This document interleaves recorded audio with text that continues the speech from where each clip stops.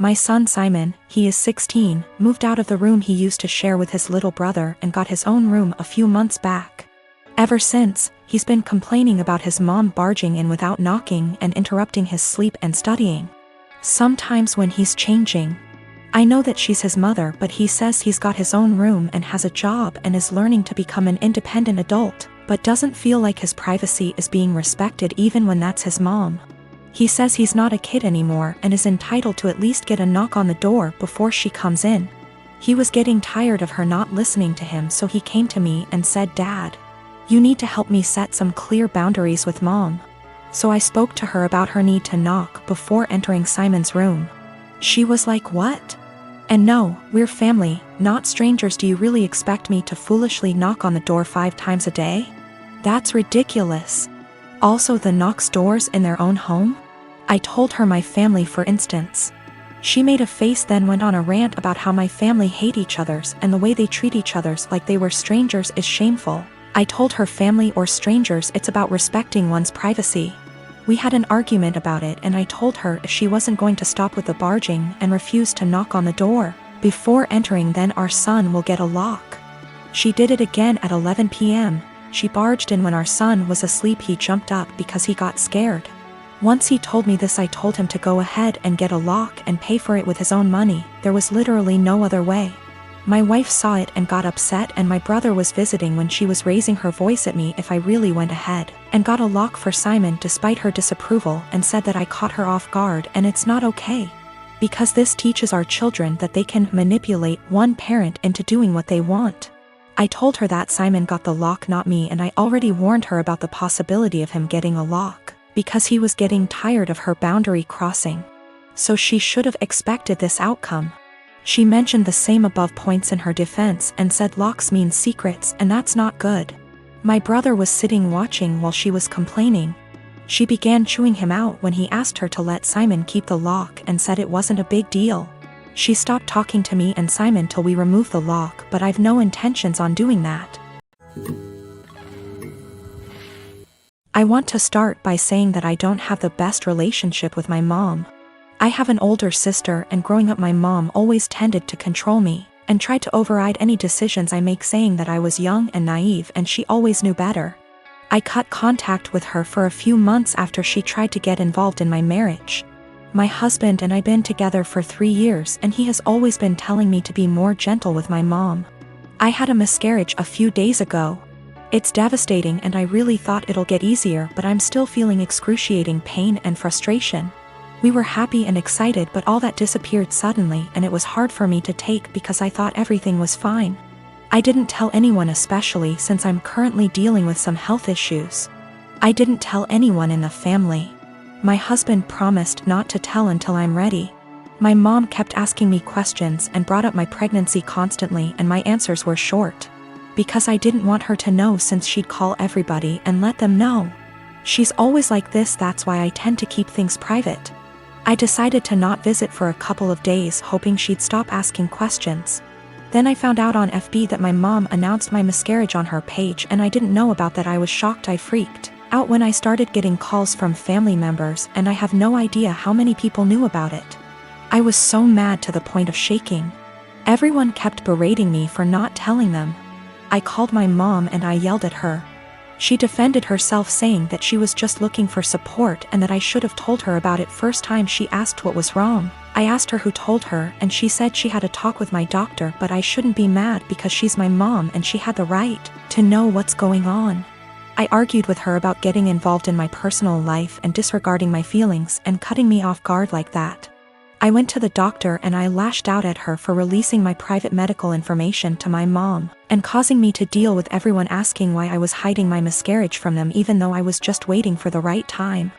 I told my doctor that I was going to file a complaint against her the same day since she didn't respect my privacy, and decided to give my mom information about my medical records. My mom heard and started berating me, saying it wasn't the doctor's fault and that she was a friend of hers she knew years ago, but I didn't know about it. She said that I went too far and acted like my family were strangers. She said that she's my mom and I didn't need to overreact like that. All I needed was time and space. Now I have to deal with all this stress and I'm a mess right now. My brother texted me a few minutes ago and said he wants to come over and talk to me.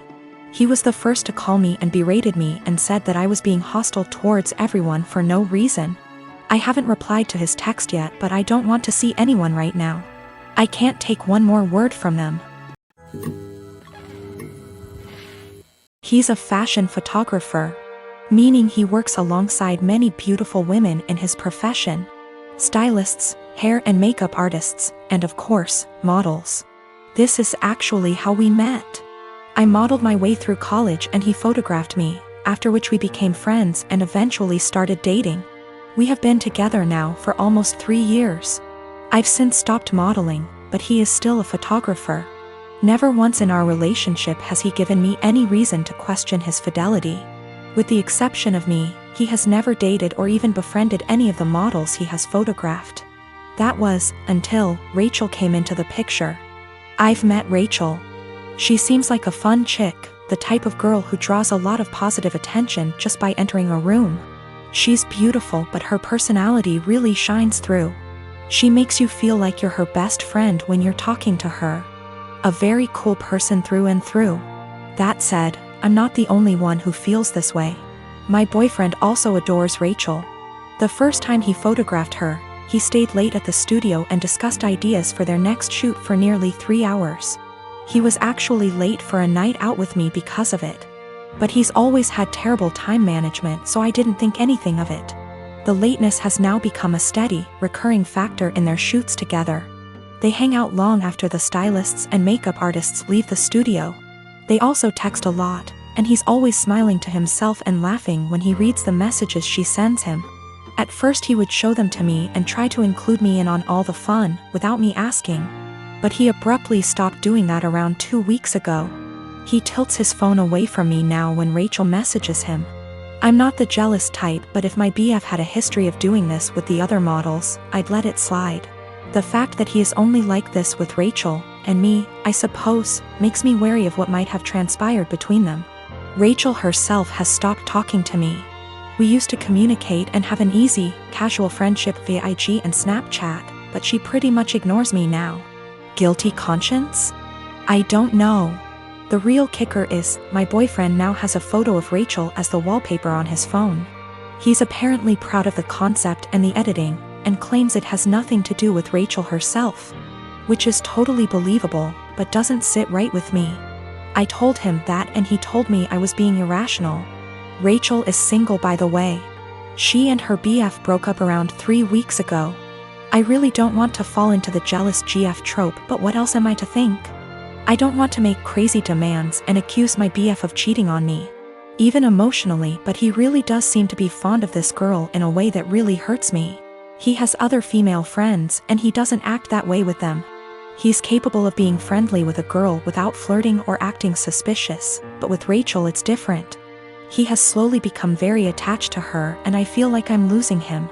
I have expressed this to him a couple of times, but he always tells me I have nothing to worry about and that he and Rachel are just kindred when it comes to photography. The long nights, constant texting, and phone wallpaper mean nothing. Oh, by the way, she's practically naked in the photo and it wasn't taken for any sort of publication, just for fun. Am I being irrational? Unreasonable? How would you feel in this situation? What would you do? Update. My photographer boyfriend has been growing very close to one of his models, and acting dismissive of my concerns regarding their work relationship. He has a practically naked photo of her as his phone wallpaper. WTF am I supposed to think? He and I are meeting for lunch in an hour. He confessed. I'm kind of a mess right now, but I'm lucky enough to have an amazing support system and a clear head. That's all I really wanted out of this unfortunate situation. My boyfriend, ex-boyfriend, has never taken nude or even partially nude photos of me. Although I modeled in high school and university, my primary focus has always been stage acting. He took my headshots. That's how we met. Not that it really changes anything. Just a bit of insight, I guess. When we were younger and when the relationship was newer, I would accompany him to his shoots all the time. But my own career is very time-consuming nowadays. I know of multiple model //photographer relationships where they accompany each other to every shoot. And I've nothing against doing that, but I personally would rather just trust that my so is on their best behavior. Obviously what happened here kind of squashes that, but I stand by it. If I have to be there in order to make sure my so faithful, chances are they'll find other ways to cheat. Okay, now for the good stuff, or I guess, the bad stuff. I met him for lunch Friday afternoon. We went to our favorite sushi joint overlooking the ocean, and I ordered more than I could handle, stuffing my face while trying to decide how to broach the topic of Rachel, but most importantly, our relationship.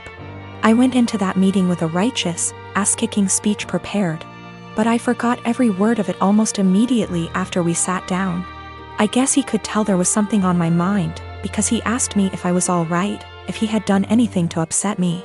Snorts. Yes, Ian, you've upset me very much, actually.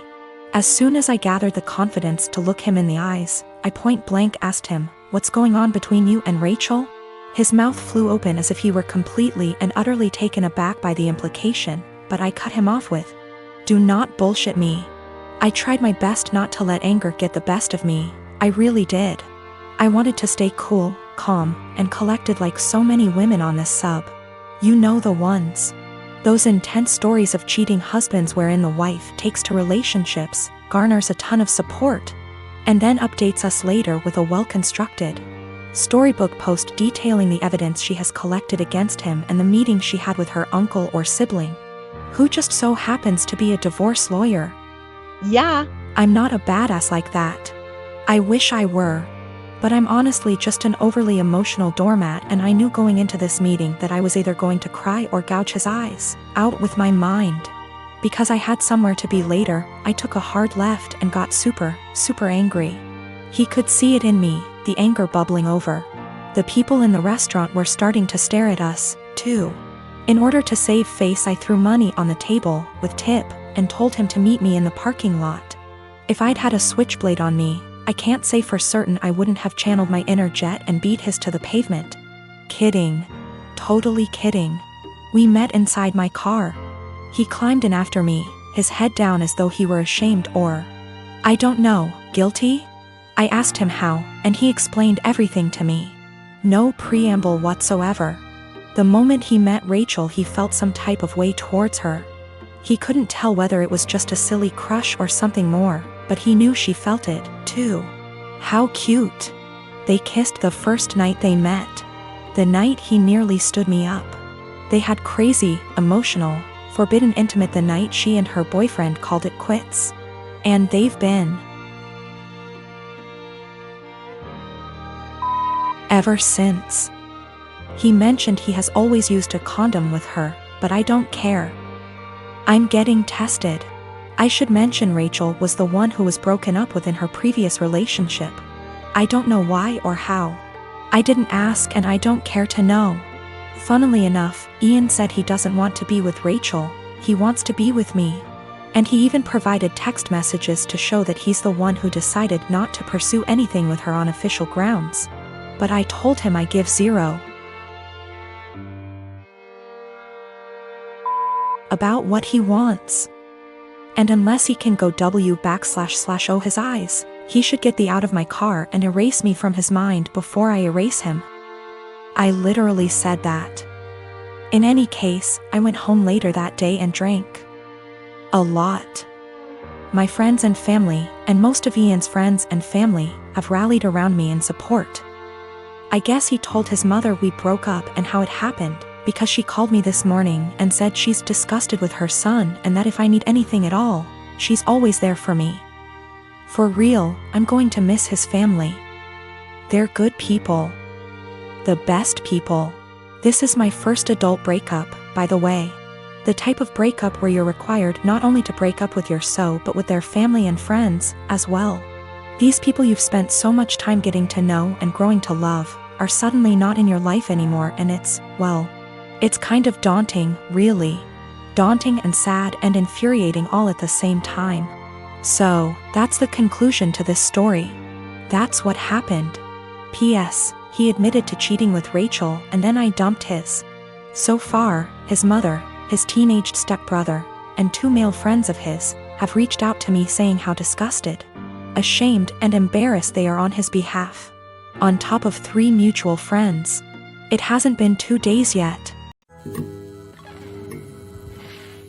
I have always been civil with my half-brother. We were close as kids, but he started to have an attitude at 13 and pretty much stopped being nice, and started messing with my things / making fun of me and doing pranks to annoy me / privacy, was gone with him coming into my room and taking my things. Whenever I complained, my stepmom would normalize his behavior and make excuses. My dad never really grounded him and thought that talking to him will get him to behave better. I'm currently in college. I live in a rented apartment and have car to help me get to the university or other places. The car isn't expensive or fancy at all. I saved up for it 2 years ago. I decided to have Christmas dinner with my family. It's the perfect opportunity to be with family since I haven't seen my dad in a while.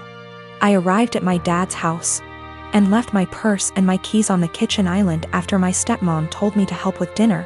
My half-brother started talking about my car in the kitchen while my stepmom was listening and asked if he could take it for a couple of hours to hang out with friends. I politely told him no. He threw a fit and brought up how I needed to relax and not worry, but my answer was still the same.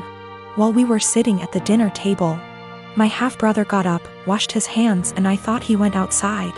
I got busy talking to my dad, and after I got up to wash my hands, I noticed my car keys weren't there. I went outside to ask him, and neither he nor my car were there. I lost it. I started calling his phone, but he hung up on me several times. I was furious. I told my dad I'd call the police if he didn't come back with the car. My stepmom jumped to defend him and said I was being unreasonable to call the police. I called him one last time, then I called the police. My stepmom freaked out when my half-brother got picked up by the police. She told me to go explain the situation to the authorities, otherwise he'd spend the night in jail. But I refused, especially since I still hadn't got my car back. Stepmom yelled that I ruined dinner and that it was no big deal. He was going to return it after borrowing it from me, but he didn't really borrow it, and she heard me say no. I don't know what she told the police, but I didn't give permission to use the car.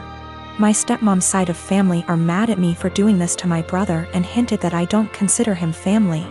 My dad's side of family sided with me, saying he deserved it. My dad said I overreacted and I shouldn't have called the police when he disappeared for 4 hours. I talked to the police about what happened, and I learned later that my stepmom said that her son was allowed to borrow it, and that it was a misunderstanding. I wasn't going to let her continue to lie, but my dad told me to back off and let it go. This really upset me. My half-brother wasn't even berated the way I was by the family.